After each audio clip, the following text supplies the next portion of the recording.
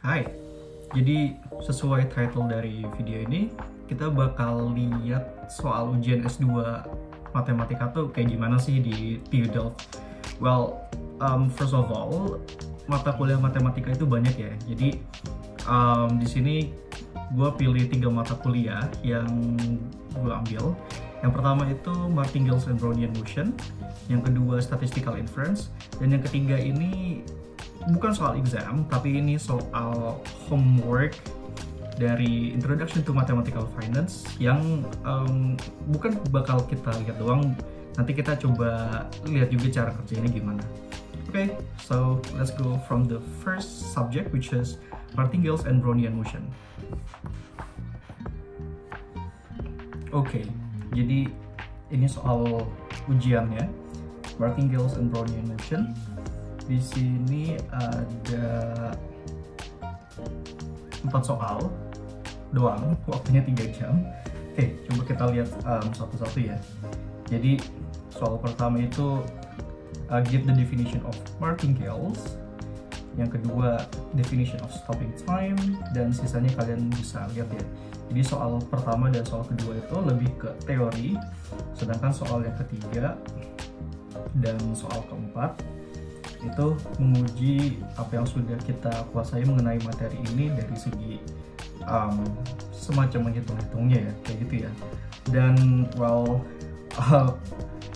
kalau misalnya kalian surprise, yes, nggak ada angka di sini. Wah, maksudnya ada angka tapi bukan angka untuk yang dihitung ya, tapi kita di sini lebih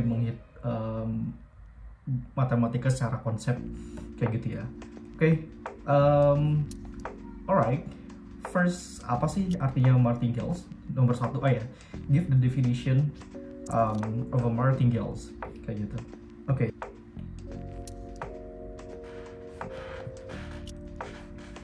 Oke, jadi definisi dari martingales.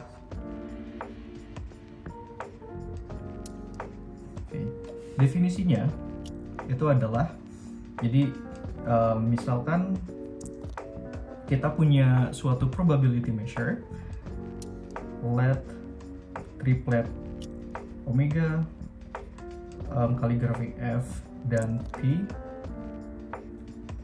adalah probability measure.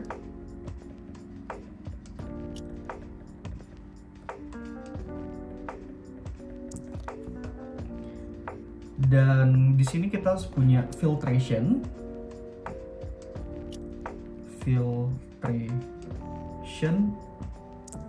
itu adalah sequence atau barisan dari capital Fn, dan n itu termasuk di natural number, kayak gitu. Jadi definisi martingales itu adalah sebuah random variable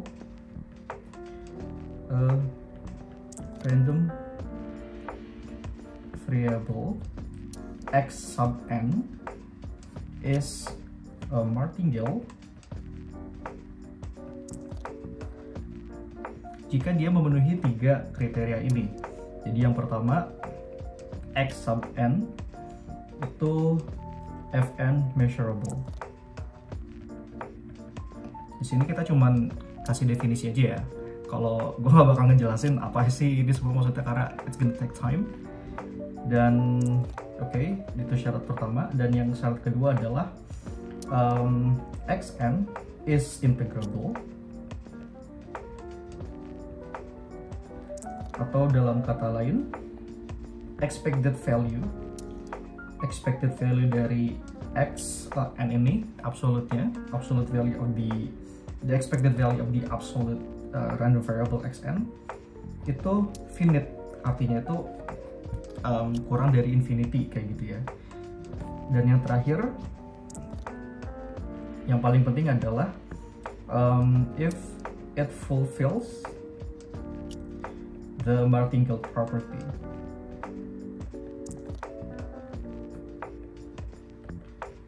Martingale property itu yang kayak gimana? Jadi property martingales itu adalah expected value dari suatu random variable, in this case x, ketika indeksnya atau waktunya itu adalah n+1 dan conditional terhadap sigma algebra filtration fm itu menghasilkan delaynya sama dengan sequence atau random variable x n sebelumnya. Yep, that's the definition of martingales. Nah, kita coba lihat soal yang nomor 3 deh, yang hitung-hitungan martingales-nya. Oke, coba kita lihat soal nomor 3.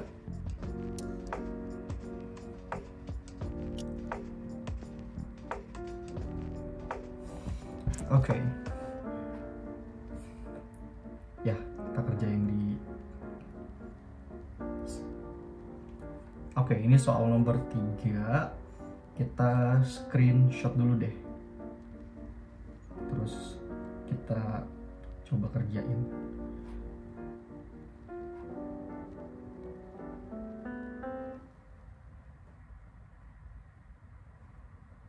Oke.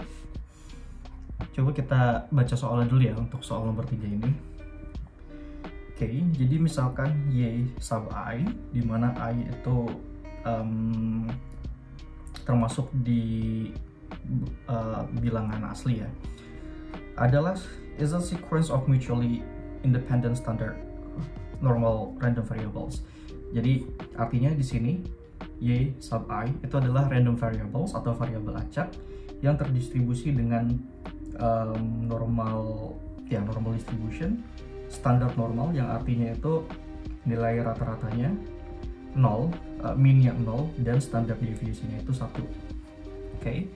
Dan kita pun diberikan sigma algebra kaligrafik fm, itu sigma algebra dari sequence y sub I dengan I itu antara 1 sampai n. Oke. Dan kita diberikan suatu ini ya, another random variable Sn, itu sigma dari I1 sampai N yi, yang mana kita dikasih S0 itu sama dengan 0. Jadi nilai dari Sn ini kalau misalkan N nya itu 0, ya dia nilai 0 gitu ya. Jadi it starts from 0. Oke. Dan selain itu, kita juga dikasih additional random variable n, yang mana dia itu independent dari sequence yi tadi, dan random variable n ini terdistribusi dengan Poisson distribution dengan parameter lambda lebih besar dari 0, yang mana kita tahu Poisson distribution itu bentuknya seperti ini ya. Oke. Mungkin agak pusing ya. Ya, kita coba lihat soal yang part A ya. Ini bukan satu soal doang, soalnya beranak. Jadi yang part A itu compute untuk 1 less than or equals to m less than or equals to n, the conditional expectation dari ini. Well, short. Oke. Jadi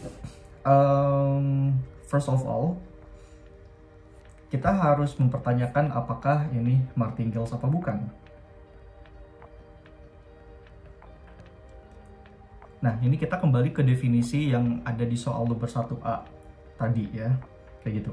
Jadi kita lihat dulu nih, apakah S kuadrat N itu adalah martingales apa bukan. Well, tapi karena videonya takutnya kepanjangan, jadi well, it is a martingales. Jadi kita langsung aja tentuin gimana kita ngitung conditional expectation dari ini ya. Oke. Jadi langsung aja ya. Conditional expectation dari Sn kuadrat given sigma algebra M. Nah, kita tahu di sini bahwa M itu kurang dari N ya. Oke. Jadi N ini istilahnya lebih besar kayak gitu. Ya. Jadi kalau misalkan kita breakdown random variable Sn ini, berarti kita bisa tulis ulang sebagai, kita kasih dalam kurung ya. Nah, ini adalah Sm. Nah, Sm itu kan berarti dari sini nih, dia sampai M, dan berarti ini sampai M, kayak gitu. Nah, tapi kan ini kan sampai N, jadi kita kasih term tambahan atau suku tambahan, berarti lanjut ke YM plus 1, YM plus 2, dan seterusnya sampai endingnya itu adalah plus YN, kayak gitu ya. Jangan lupa dikuadratin, dan ini masih conditional expectation. Iya, kayak gitu. Oke, sekarang kita coba kuadratin. Yang bagian sini kan dikuadratin ya. Kita bakal dapat hasilnya itu adalah expected value dari, ini masih kasih dalam kurung atau nggak usah lah. Berarti kita dapat SM kuadrat, ya kan, ini dikuadratin, dan nanti kita akan dapat terms lainnya itu adalah SM dikali dengan penjumlahan dari YM plus 1 plus YM plus 2 dan seterusnya sampai YN. Dan di sini kita bakal punya YM plus 1 kuadrat dan seterusnya sampai YN kuadrat, dan masih conditional expectation dengan sigma algebra M. Nah, di sini ada suatu properti yang disebut itu TOK, jadi take out the known terms. Maksudnya gimana? Maksudnya adalah karena sigma algebra ini indeksnya itu, anggap aja indeks gitu ya, sampai M, dan kita lihat di sini bahwa si random variable S kuadrat ini juga sampai informasinya adalah sampai indeks ke M gitu loh. Jadi itu bisa kita bawa keluar di expectation-nya. Jadi kita bisa taruh ini keluar sehingga jadinya itu SM kuadrat plus, nah ini juga sama nih, SM, jadi dibawa keluar. Nah tapi sisanya itu di atas dari M, ada M plus 1, M plus 2, dan seterusnya. Jadi mereka itu masih dikurung ke dalam expected value. Jadi di sini expected value dari M plus 1 plus M plus 2 sampai seterusnya sampai Y plus N masih conditional terhadap M, dan juga masih ada lagi ya term sisanya kayak gitu, Y M plus 1 kuadrat, seterusnya masih conditional terhadap FM kayak gitu ya. Oke. Nah sekarang kayak gini deh, kalau misalkan SM kuadrat, SM kuadrat ya itu udah nilainya adalah SM kuadrat itu sendiri, plus yang harus kita hitung adalah expected value dari Y di sini, Y semua di sini. Nah sekarang coba deh Y tadi, kalau kita balik lagi ya, Y tadi tuh di sini dia tuh adalah random variable yang terdistribusi dengan standar normal, yang artinya min-nya itu adalah 0. Sehingga kalau misalkan kita ambil expected value dari random variable Y ini, hasilnya itu adalah 0 juga. Jadi artinya apa? Artinya kalau kita ambil expected value dari semua penjumlahan random variables ini, hasilnya 0. Dan ini pun hasilnya 0. So di sini tuh SM itu dikali dengan 0. Jadi kita mendapatkan SM kuadrat doang hasilnya. So balik ke soal lagi tadi, what is the conditional expectation of ini? Jadi conditional expectation-nya adalah Sn kuadrat, expected value of Sn kuadrat, conditional to sigma algebra Fm, itu sama dengan Sm kuadrat.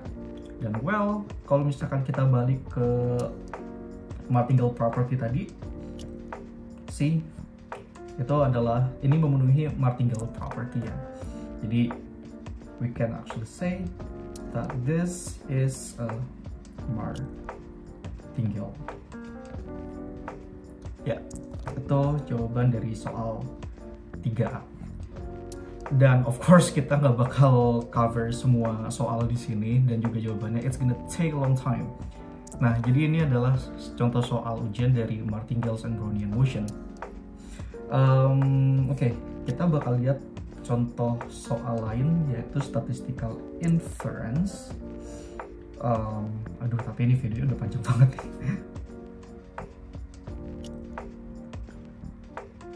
Mana ya? Pas Zen. Oke, ini dia nih. Oke ya, bolehlah ya kita kerjain satu soal, 1A aja.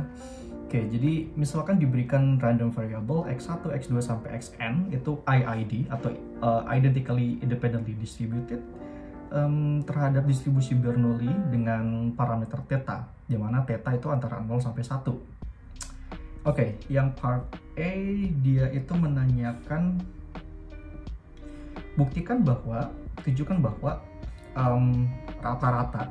Jadi kalau kita lihat rumusnya ini rata-rata ya, nilai rata-rata dari x itu adalah unbiased estimator for theta, kayak gitu.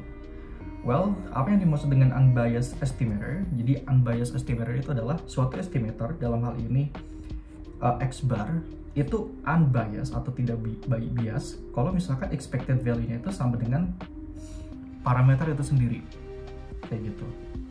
Oke, kita langsung aja deh, coba kita hitung ya. Jadi expected value dari x bar itu apa tuh? 1/n sum dari i sama dengan 1 sampai n xi sama dengan apa? Nah, kalau kita lihat ini expected value itu kita bisa masuk ke dalam random variable itu ya. Jadi 1/n sama sigmanya ini ya kita bawa keluar aja.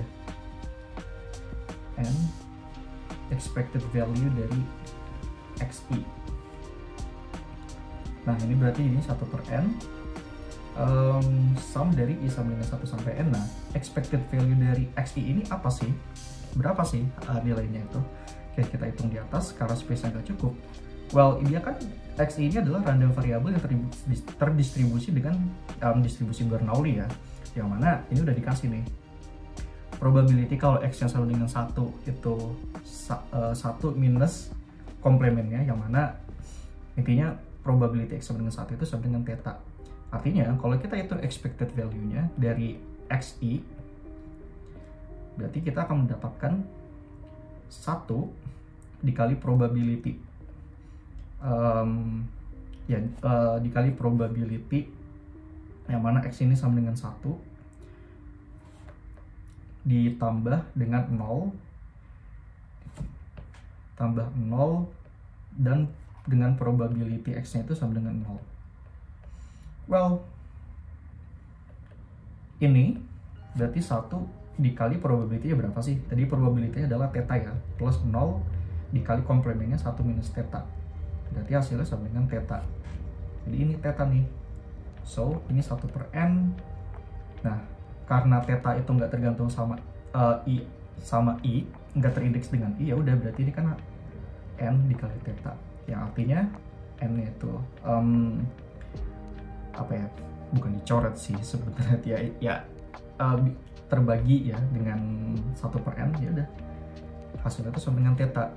Jadi kita mendapati bahwa expected value dari x ini dari x bar itu sama dengan parameter theta. Jadi ya, x bar itu adalah unbiased estimator-nya, kayak gitu. Yap, jadi kalau kalian penasaran sama soalnya, ya kayak ginilah soal ujian statistical inference, kayak gitu. Oke, terakhir deh, ini buat nunjukin aja PR Introduction to Mathematical Finance itu kayak gimana. Jadi walaupun judulnya itu finance gitu ya, well, finance, keuangan, cuman kita ngomongin matematikanya kayak gitu, konsep dibalik pricing, dalam hal ini pricing dari option kayak gitu. Nah, jadi seperti yang kalian bisa lihat, mungkin ini terlihat lebih konkret ya ketimbang soal yang sebelumnya, tapi soalnya juga cukup lumayan, terutama soal nomor 23. Nomor 23 sebenarnya cukup seru buat dikerjain, especially yang soal nomor 2. Tapi yang nomor 24 sama yang nomor 25 itu cukup challenging, terutama yang nomor 24 kayak gitu. Oke, ini gue udah ngomong panjang lebar banget, dan ini belum semuanya ya. Again, matkul matematika itu banyak, of course nggak bisa di cover semuanya, cuman ini this is just a glimpse of some mathematical content yang gue dapetin di TU Delft. Alright, hope you enjoy the video. So see you in next video, I guess. Okay, bye bye.